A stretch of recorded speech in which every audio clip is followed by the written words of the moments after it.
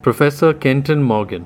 Dr. Morgan is a professor of epidemiology at the University of Liverpool, UK. His research focus is on the epidemiology of several veterinary and zoonotic important diseases. Presently, he is engaged in the research on the impact of aquatic animal health strategies on the livelihoods of poor people in Asia. This is the structure of my talk.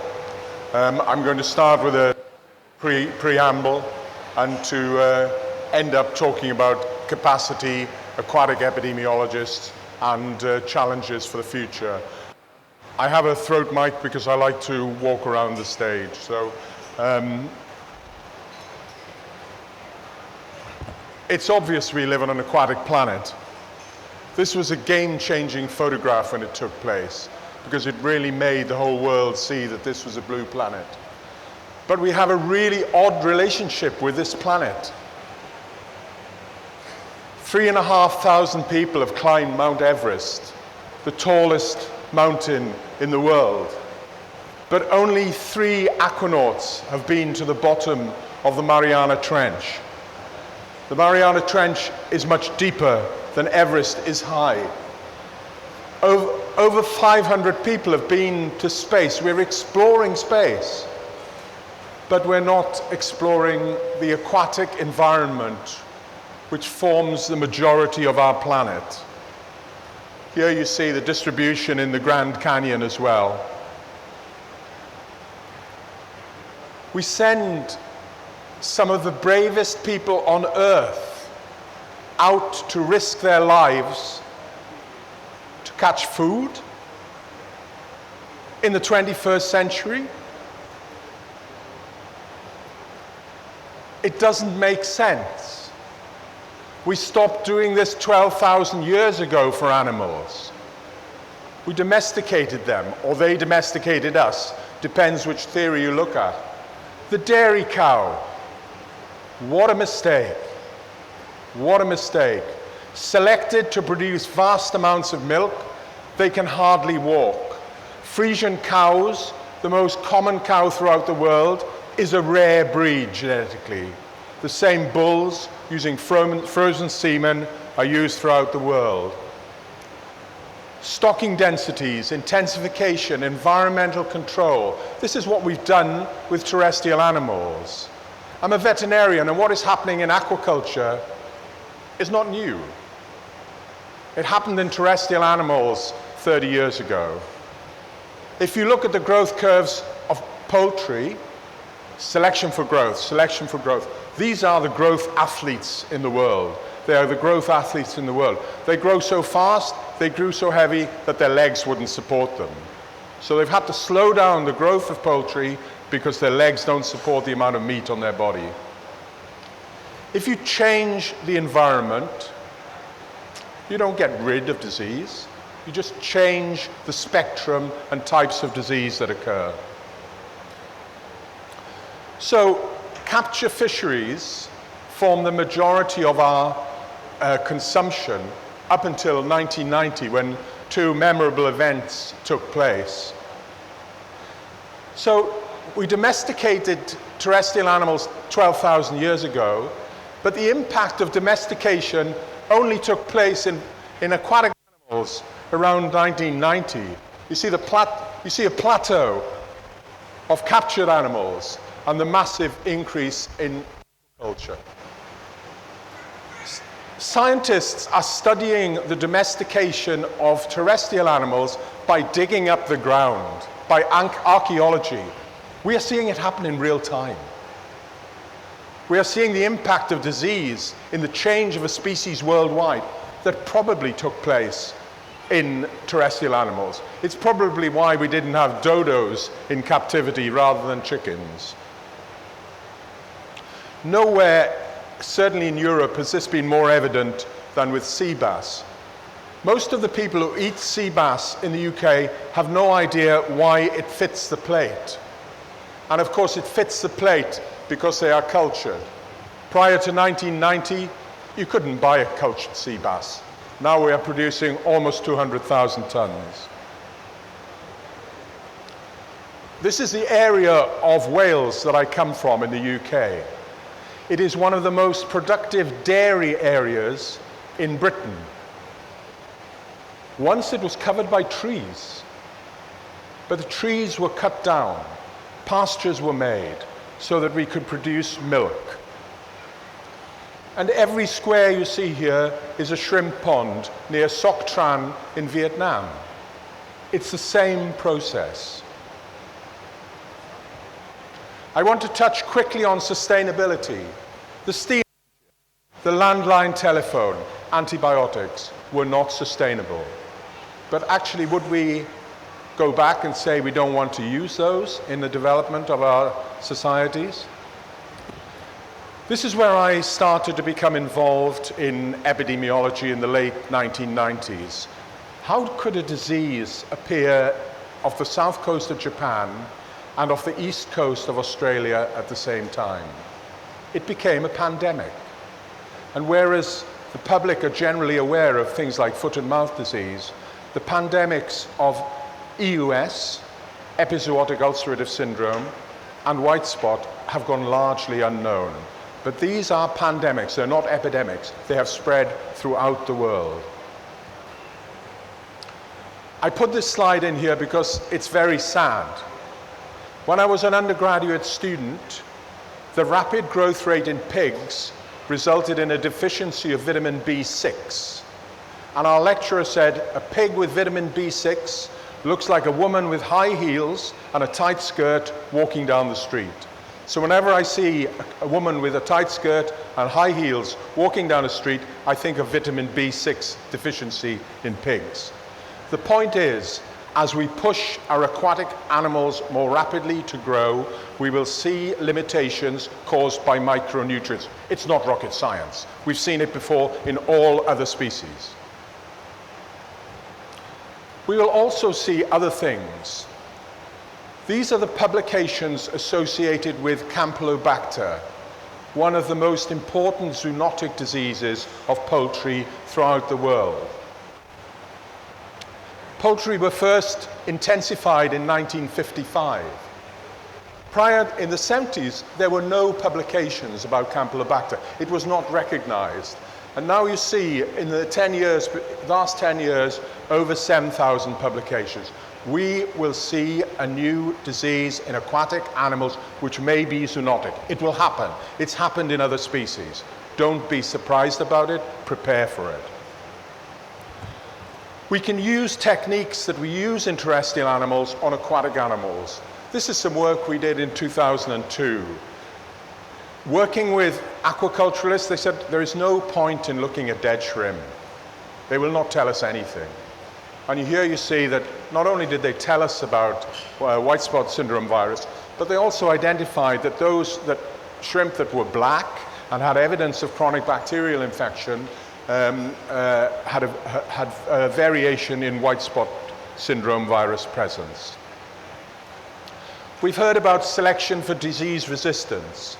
All living organisms evolve to maximize their reproductive potential, all of them. The generation time for bacteria is between 10 and 60 minutes. The generation time for shrimp is 7 months. There is massive evolutionary potential and redundancy built into bacteria. Whatever you do to these guys will find a way. They're evolving more rapidly. They will find a way around whatever selection takes place here. So,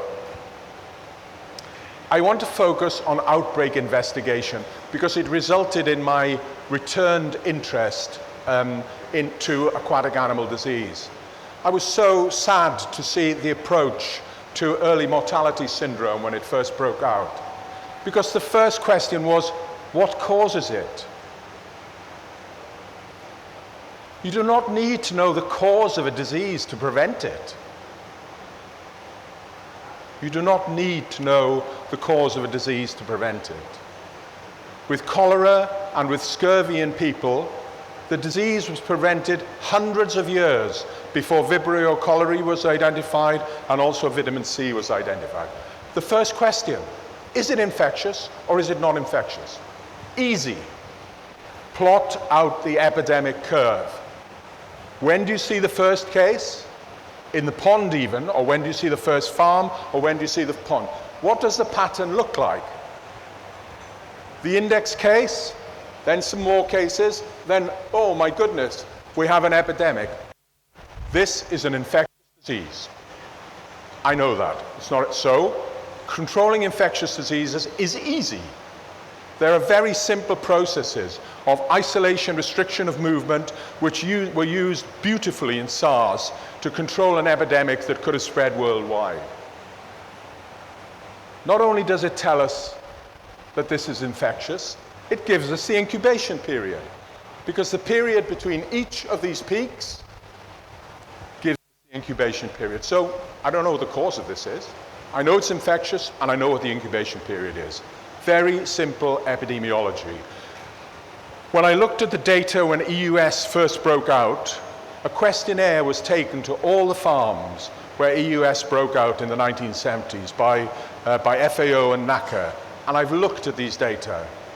These questionnaires could have shown us how EUS was spreading. All they contain is the name and address of the farmer, because the people investigating them had no clue about epidemiology. I want to move on to diagnostic tests, because my experience is that most people using diagnostic tests have no idea what they're dealing with. Let's take this diagnostic test. It has a sensitivity and a specificity of 95%, and it's being used to look at a disease that's present in 5% in the population. So we have a total of 10,000 animals. The true disease status is 5%. We have 500. The probability, given that they're positive, that the test identifies them as positive, that is the sensitivity, is 95%. The probability that if they're negative, the test identifies them as negative is 95%. If we use the test in the field, the probability that a positive is truly positive is 50-50. Toss a coin. That's 95%. So it's 95%. This is what you're really dealing with. If you're looking at a test that is 99% sensitive and specific, either to detect disease or to look at residues, and you look at 10,000 samples, there is no disease present. The truth is that there's no disease present. When you run the tests, you get 100 positives. It's a feature of the test. If these were farms and you culled them and you ran the test again, you would get 10%, you would get 1% positives. Again, it's a very good way to destroy the population of a whole country. So sensitivity and specificity are features of diagnostic tests. You need to know them if you're using a test in the field. Positive and negative predictive value, that is what you see when you run the test, are features of prevalence. They change. If the disease is 90% prevalence, the predictive value changes compared to 10%. So, preaching over. Epidemiology is a study of the frequency, distribution, and determinants of disease, and obviously health in populations. Chris showed you this earlier. This is what epidemiology is. This is what epidemiologists have been doing for 200 years. Looking at the interaction between host, the agent, and the environment. That's basically what our study is all about. I want you to focus on these three words: focus, frequency, distribution, and determinants. Observational epidemiology, you measure the frequency and the distribution and other variables. And those other variables may be genes, they may be microorganisms, they may be management, and you use multivariable techniques to actually identify the determinants. This is what you do here. In experimental epidemiology, you alter the determinants, maybe through genetic resistance, vaccination, treatment, or feed, and you measure the effect of this on the frequency and the distribution. Theoretical epidemiology, here you understand the determinants before you start out, and you build theoretical models of the disease. The classic one is the compartmental model, SIR, where you can imagine animals in a susceptible and infectious and measure the movement of one to the other. Nowadays, with computing power, you can use simulation models. I've got a video here. Oh, there should be a video there, but I don't know if it's going to run. Okay, thank you. So, one of the things we've been doing recently is to look at the way in which diseases would spread in the UK, exotic diseases if they came in. And what you can see is if you have a network of disease, looking at networks, you can understand the way in which a disease spreads. For example, if we know the key farms on this network and we remove them, we break up the network. This is a scale-free network. Yeah, that's not going to run. So I'm going to move to surveillance. I've got 2 more slides left. So the first people to see diseases are farmers, and we need to harness their power. The only cost-effective way forward for surveillance, in my opinion, is to have a syndromic farmer-based surveillance system. And people say, well, farmers, they don't recognize disease. But actually, we define diseases classically by their appearance. White spot, yellowhead, white gum, gut early mortality syndrome. India has embarked on I think, a really ambitious and exciting surveillance program, which has the potential to make them a world leader in aquatic animal disease surveillance. And it's very important that this continues. You can find SPAAD at the lower website. So, I'm a veterinarian, I'm an epidemiologist, and you are looking at a rare breed. I work with terrestrial animals and aquatic animals. If you take epidemiologists working on aquatic animals, there are less than 10 in the world. There are less than 10 of us in the world. You cannot have 10 epidemiologists for such a massive industry. So my advice is that certainly in India, you need to train at least 5 epidemiologists. Send them to the best course in the world. I don't work here, but the best course in the world is at the London School of Hygiene and Tropical Medicine. And contract them for 5 years, use them to develop epidemiology. Every integrated business, every integrated shrimp business should have at its heart a veterinarian with training in epidemiology. You cannot progress to use disease control if you don't. What are the challenges? And this is my last slide. Epidemiology is about diseases in populations. If you don't know where the population is, you can't do it. So we need to find a way of registering and getting accurate population data. If you're an integrated company, you already have that. You're ahead of the game. India is a world leader in the use of information and communication technology. We can use remote sensing to find out where ponds are. And we need to interact with basic biologists. They're embracing omics as being population-based. Epidemiologists have been doing that for many years. Epidemiologists work in bucket loads, not Eppendorfs. And as a result of this, the cost of testing is much greater.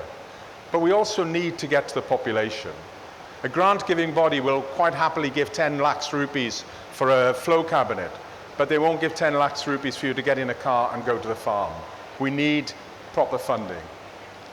And finally, what I'd like to say is that we need data access as well. And if you're an integrated company, the data that you have that might reduce the impact of the disease also gives you a competitive advantage. So what I've tried here is to give you a whistle-top tour of epidemiology and its potential impact in aquaculture. And thank you very much for listening to me.